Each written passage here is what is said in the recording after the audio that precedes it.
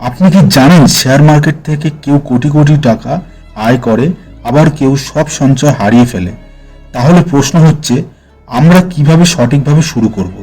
ভয় পাবেন না, আজকের ভিডিওতে আমি আপনাদেরকে ধাপে ধাপে বলবো কিভাবে শেয়ার মার্কেটের যাত্রা শুরু করবেন, একেবারে বিগিনার ফ্রেন্ডলি গাইড বাংলায়।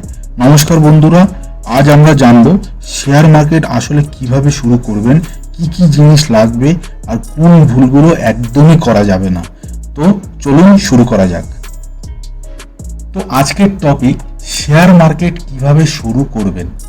ঠিক আছে, তো শেয়ার মার্কেট কি? সবার প্রথমে আমাদেরকে জানতে হবে শেয়ার মার্কেট কি। শেয়ার মার্কেট হলো কোনো কোম্পানির একটা ছোট্ট মালিকানা। ওকে, তো যখন আপনি শেয়ার কিনবেন তখন আপনি সেই কোম্পানির একজন ছোট্ট মালিক নিজেকে বলতে পারেন। মানে কোনো কোম্পানি যখন মার্কেটে লিস্টিং হয়, ঠিক আছে, যে কোনো কোম্পানি যখন মার্কেটে লিস্টিং হয়, সেই কোম্পানির যদি কোনো শেয়ার আপনি কেনেন, তাহলে আপনি সেই কোম্পানির মালিক হিসাবে নিজেকে বলতে পারেন যে আমি একটা শেয়ারের মালিক, এরকমভাবে আপনি বলতে পারেন। ঠিক আছে, তো বাজারে এনএসই ন্যাশনাল স্টক এক্সচেঞ্জ আর বিএসই বম্বে স্টক এক্সচেঞ্জ হলো ভারতের প্রধান এক্সচেঞ্জ। এখানেই এই দুটো এক্সচেঞ্জেই আমাদের শেয়ারগুলো লিস্টিং থাকে এবং সেখান থেকে আমরা কেনা বেচা করতে পারি। ওকে, তো এখানে শেয়ার বাজারে যখন আপনি কাজ করবেন, তো শেয়ার বাজারে শুরু করার জন্য কি কি লাগবে আপনার? ওকে, তার জন্য সবার প্রথমে দরকার একটা demat account plus trading account. সেটা আপনাকে ওপেন করতে হবে, তারপরে গিয়েই আপনি এখানে কোনো কোম্পানির শেয়ার আপনি কেনাবেচা করতে পারবেন।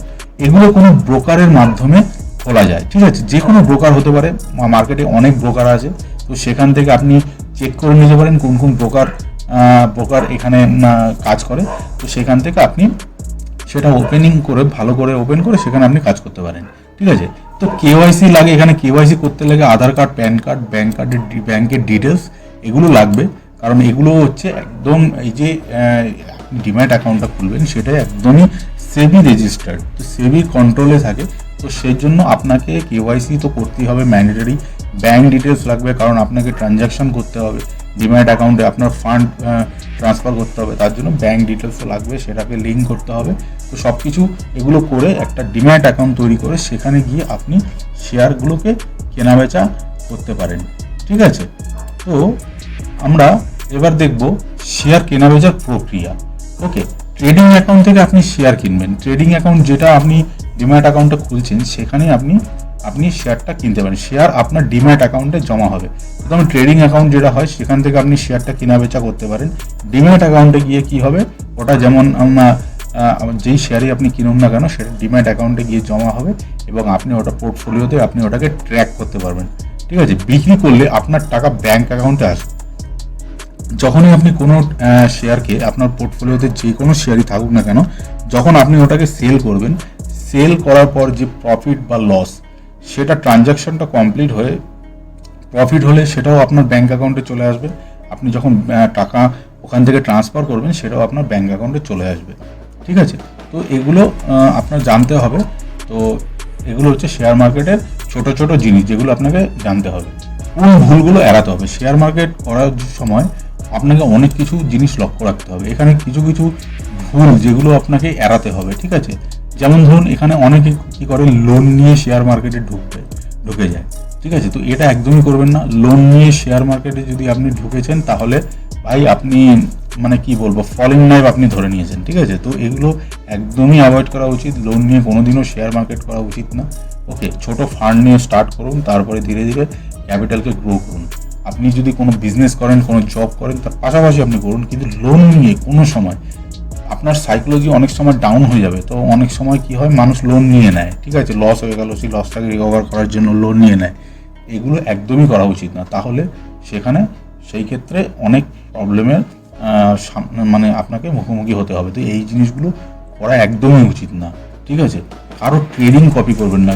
কেউ ট্রেড করছে, কেউ টিপস দিয়ে দিল। ঠিক আছে, আজকাল টেলিগ্রামে টিপস আসছে, অনেক ধরনের টিপস আছে। ঠিক আছে, মেসেজে কেউ টিপস করলো, ফোন করে আপনাকে, আপনি যখন ডিম্যাট অ্যাকাউন্ট খুলবেন, হাজার রকমের কলস আসবে আপনার কাছে।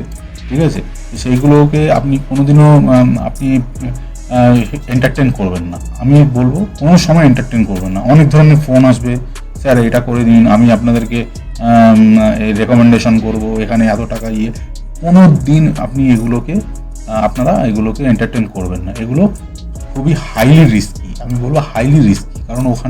কারণ ধরুন সে আপনাকে কি ট্রেড বলছে, সেই ট্রেডের লজিক আপনি জানেন না, কোনো কিছুই জানেন না, তাহলে আপনি সেখানে তাদের উপর নির্ভর করে কীভাবে ট্রেড করবেন? সেই জন্য তাদেরকে কপি করার চেষ্টা একদমই করবেন না, এগুলোকে টোটালি অ্যাভয়েড করবেন, ঠিক আছে? একদিনে কোটিপতি হওয়ার স্বপ্ন একদমই দেখবেন না। মার্কেটে একদিনে কোটিপতি হওয়া যায় না। মার্কেটে অনেক কিছু জানার বিষয় আছে, অনেক নলেজ আপনাকে গ্যাদার করতে হবে, অনেক আপস অ্যান্ড ডাউনস আসবে, লস হবে, প্রফিট হবে, সব কিছু হবে। তারপরে গিয়ে আপনি মার্কেটে গিয়ে একটা জায়গায় গিয়ে পৌঁছাতে পারবেন। ওকে, তো এই জিনিসগুলো আপনাকে মনে রাখতে হবে, ঠিক আছে? তো বিগিনার্সদের জন্য আমি যেটা বলে থাকি লাস্টে গিয়ে, বিগিনার্সদের জন্য 5টা টিপস, এগুলোকে আপনাকে মাথায় রাখতেই হবে, ঠিক আছে? যারা বিগিনার্স আছে, যারা একটু অ্যাডভান্স লেভেলে আছে, তারা তো জানবেনই কী করতে হবে, কিন্তু আমি বিগিনার্সদের জন্য একটু বলে রাখি। দেখুন, প্রথমে ছোট ক্যাপিটাল দিয়ে শুরু করুন। যারা বিগিনার্স আছে তারা ছোট ক্যাপিটাল দিয়ে স্টার্ট করুন, কিংবা যারাই করুন না কেন, যাদের একটু ট্রেডিংটা এখনও ঠিকঠাক মতো চলছে না, তারা ছোট ক্যাপিটাল দিয়ে আপনি প্রথমে গ্রো করার চেষ্টা করুন, তারপরে ধীরে ধীরে ক্যাপিটালটাকে বাড়ান, ঠিক আছে? মার্কেটের নিউজ, কোম্পানি ফান্ডামেন্টাল বোঝার চেষ্টা করুন। নিউজ দেখুন, আমাদের মার্কেট একটু নিউজ বেসিস আছে, নিউজের উপর নির্ভর করে চলে, ঠিক আছে? তো আপনারা জানেন হয়তো ট্রাম্প এখন আছে, ট্রাম্পের একটা স্টেটমেন্টে মার্কেট এদিক ওদিক হয়ে যায়, মোদির একটা স্টেটমেন্টে এদিক ওদিক হয়ে যায়, আমাদের প্রাইম মিনিস্টার, ঠিক আছে? তো এইসব এগুলো নিউজগুলো আপনাকে দেখতে হবে, একটু ট্র্যাক করতে হবে। আবার কোনো সময় আপনার নিউজের দিকে না তাকালেও হবে, ঠিক আছে? কারণ নিউজে যেটা হওয়া সেটাই হবে, কারণ নিউজের উপর নির্ভর করে যদি আপনি ট্রেড করতে যান, তাহলে সেখানে আপনার প্রফিট কিছুই হবে না, ঠিক আছে? সবসময় স্টপ লস লাগাতে হবে, স্টপ লস খুবই ইম্পর্টেন্ট, স্টপ লসটা তো লাগাতেই হবে, ঠিক আছে? আবেগ দিয়ে ট্রেড করবেন না, ঠিক আছে? যে আমার ট্রেডটা মিস হয়ে গেল, এবার আমি কি করব, ভালো প্রফিট, আপনি একটা ধরুন একটা ট্রেড আপনি প্ল্যান করছেন, ট্রেডটা আপনি এন্ট্রি নিতে পারলেন না, কিন্তু এটা রকেটের মতো উপরে চলে গেল, তখন কি হবে? আপনার আফসোস হবে। এখানে এই জিনিসগুলো খুবই হবে, ঠিক আছে? তখন আপনার আফসোস হবে, নিতে পারলাম না, ঠিক আছে? উপরে চলে গেল, আপনি কি করলেন? এইখানে আপনার নেওয়ার কথা ছিল, আপনি দেখছেন এরকম দৌড়াচ্ছে স্টক, এইখানে আপনি নিয়ে নিলেন, উপরে গিয়ে নিয়ে নিলেন, তখন স্টক এখান থেকে কি হলো, নিচে চলে আসলো, তখন আপনার সাইকোলজি লেভেল ভেঙে যাবে, আর এখানে আপনার লস হয়ে যাবে, ঠিক আছে? তো এইসব জিনিসগুলো একদমই অ্যাভয়েড করতে হবে। আপনার একটা ট্রেড প্ল্যান করার সময় যেখানে আপনার এন্ট্রি প্ল্যান হবে, এক্সিট প্ল্যান হবে, স্টপ লস প্ল্যান হবে, সেইখানেই গিয়ে এন্ট্রি করব, ঠিক আছে? অন্য কোনো জায়গায় এন্ট্রি করব না। যদি প্রাইস এখান থেকে আপনার এন্ট্রি পয়েন্ট থেকে উপরে চলে যায়, তাহলে ছেড়ে দিন, এটা পরের ট্রেডটা দেখুন, ঠিক আছে? তো এগুলো আপনাকে অ্যাভয়েড করতে হবে, ঠিক আছে? তো লং টার্ম ইনভেস্টমেন্ট সবসময় আপনার সবসময় সেফ হয়, ঠিক আছে? লং টার্ম ইনভেস্টমেন্ট আপনার সব থেকে বেশি সেফ। তো লং টার্ম ইনভেস্টমেন্টটা করার চেষ্টা করুন বেশি করে, ঠিক আছে? আমার মনে হচ্ছে একটা পয়েন্ট আমি ছেড়ে চলে এসেছি। দেখুন, শেয়ার মার্কেট দু ধরনের অ্যাপ্রোচ, এটা আমি আপনাদেরকে বলতে ভুলে গেলাম, ঠিক আছে? তো এটা আপনারা দেখবেন, শেয়ার মার্কেটে দু ধরনের অ্যাপ্রোচ আছে, ক রকমের আছে ট্রেডিং। দেখুন, short term trading, intraday, swing trading, future and option, ঠিক আছে? এটা হচ্ছে highly risky game, future and option, ঠিক আছে? তো স্টার্টিংয়ে এগুলো না করাই বেটার। এটা একটা আছে, ইন্ট্রাডে আছে, সুইং ট্রেডিং করুন, ঠিক আছে? তো এখানে করুন। আর একটা আছে লং টার্ম ইনভেস্টমেন্ট, ভালো কোম্পানিতে 5 থেকে 10 বছরের জন্য বিনিয়োগ করলে ওয়েলথ তৈরি করা যায়, ঠিক আছে? তো লং টার্ম ইনভেস্টমেন্টও আপনার যদি রিস্ক বেশি আপনি নিতে না চান, তাহলে আপনি লং টার্ম ইনভেস্টমেন্টও দিকেও যেতে পারেন, ঠিক আছে? তো এই জিনিসগুলো আপনাকে লক্ষ্য রাখতে হবে মার্কেটে কাজ করার জন্য। তাহলে বন্ধুরা, এইভাবে ধাপে ধাপে আপনি শেয়ার মার্কেট শুরু করতে পারেন। আমি পরবর্তী ভিডিওতে এটা নিয়ে আরও ভালো করে ডিসকাশন করব। এরপর আগামী দিনে যে ভিডিও বানাবো সেখানে আরও ভালো করে ডিসকাশন করব। আপনারা হয়তো বুঝে গেছেন এটার বেসিক কনসেপ্টটা কী।